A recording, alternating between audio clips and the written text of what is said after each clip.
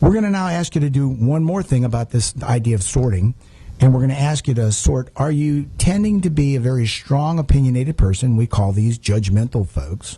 Right. Or do you tend to be more of a, I can listen to anybody. I don't feel that need to have an opinion. I can just sort of blend and fit. We call those the perceiving folks. Right. So if you will, think of it this way, where the judgmental guy, the J guy, feels an absolute need to make a decision, put together a plan, and they feel that energy that demands direction. Whereas the perceiving personality, they just go with the flow.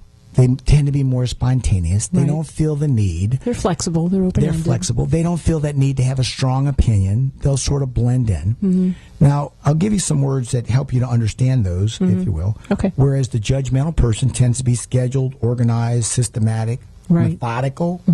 These are the people with the day planners that actually use planners, them. Yeah. But you know what I'm finding too, Carrie? This is really great because I'm finding that a lot of my judgmental folks, they don't write it down, but they think constantly. They're always working through their list of things. They have the list in their head. Oh, my God. But a lot of them have day planners, and they actually...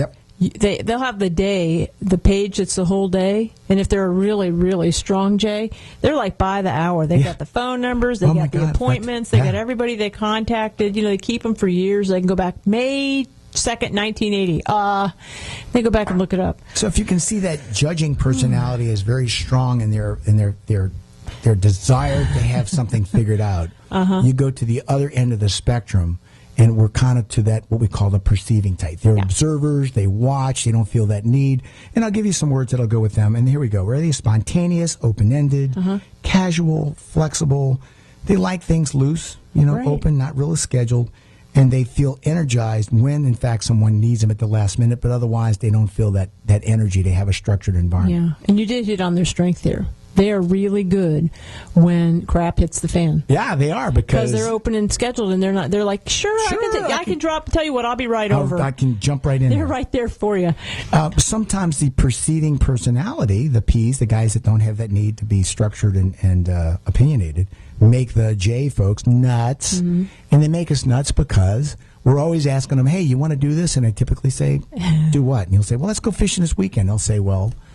Okay, that sounds good. We'll look at the weather on Friday and we'll see how that looks. I'll let you know Friday. You'll call them on Wednesday to see if they want to still go fishing, and they'll say... the weather's looking good. Yeah, maybe so. And then you call them on Friday. And the point is that they really never do get to that point of just saying, yes, I'll pencil it in. And I'm going to throw this out there. Meanwhile, the J is there with the permanent Will you please pen. Tell me yes or no? I gotta put it on the schedule. With me? Are you in or you out? And yet, I had in a men's group the other day, one of the guys who was a very, very strong perceiving type. In other words, they're the guys that don't like to make those decisions. And I said, why are you like that? Because you make me nuts. And you know what he said? And I thought it was the most... What did he say? He said, well, I really don't want to tell you this, but typically I want to keep my options open in case something better comes up. It really wasn't indecisiveness. It's just waiting till we get closer to see if this is the best thing that has to happen. So there you go. We've sorted you into two. That was honest. Did it hurt your feelings? No, but it made me understand. Okay. I want to keep my options open too.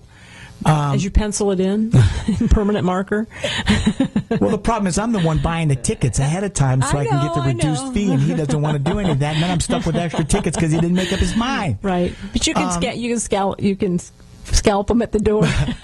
But men go through that with wives, and wives go through that with husbands. And I got one of them that's saying, I want to go, let's buy ahead, let's go, and the other part is feeling this pressure, and why are we doing that way? And this is some of the mismatch that does happen in relationships.